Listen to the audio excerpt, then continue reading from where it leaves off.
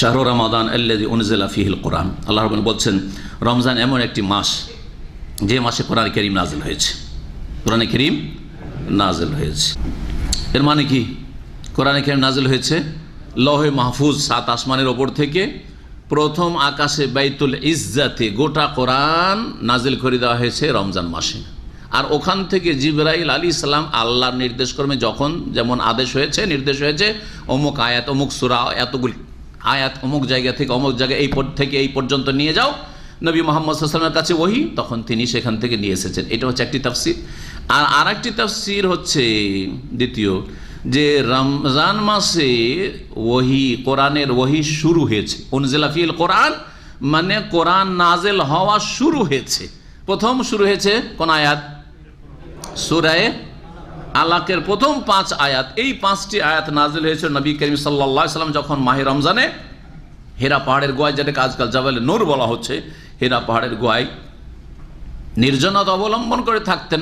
তার ভিতরে নির্জনতা প্রিয়তা চলে আসলো, নির্জনতা একা একা থাকা ভালোবাসতে লাগলেন এবং কয়েকদিনের খাবার নিয়ে চলে আসতেন। এখানে থাকা আবার খাবার শেষ হতো, আবার যেতেন স্ত্রীর কাছে, আবার খাবার নিয়ে চলে আসতেন। আর বিশেষ করে রমজান মাসে এইরকমটা করতেন, কিন্তু তার পছন্দ এটা বলে করতেন। তখন ওহী হয়নি। তখন ওহী হয়েছিল? ওহী হয়নি। সুতরাং কেউ যদি মনে করে যে নবী সাল্লাল্লাহু আলাইহি ওয়াসাল্লাম হীরা পাহাড়ের গুহায় যখন ইবাদতবন্দি করেছেন, আমরাও পীরেরা সুফিরা এই দলটা যদি বন জঙ্গলে গিয়ে আর তারপরে কি বলছে ওই আখের জমিতে ঢুকে যায় আর ওয়াজ ঢাল হয়, তো আমরা কোন দোষ করলাম? না না না। বা বন জঙ্গলে আমরা বৈরাগী সেজে গেলাম, আমরা সংসার ত্যাগী হয়ে গেলাম, না। এটা ইসলাম আসার পূর্বের যুগের বিষয়, এটা জাহিলিয়াতের যুগের কথা, এটা ইসলামের কথা নয়। নবী সাল্লাল্লাহু আলাইহি ওয়াসাল্লাম নবুয়াত পাওয়ার পরে, ওহী আসার পরে আর কখনো একদিনের জন্য 2 রাকাত নফল পড়তে ওখানে যাননি।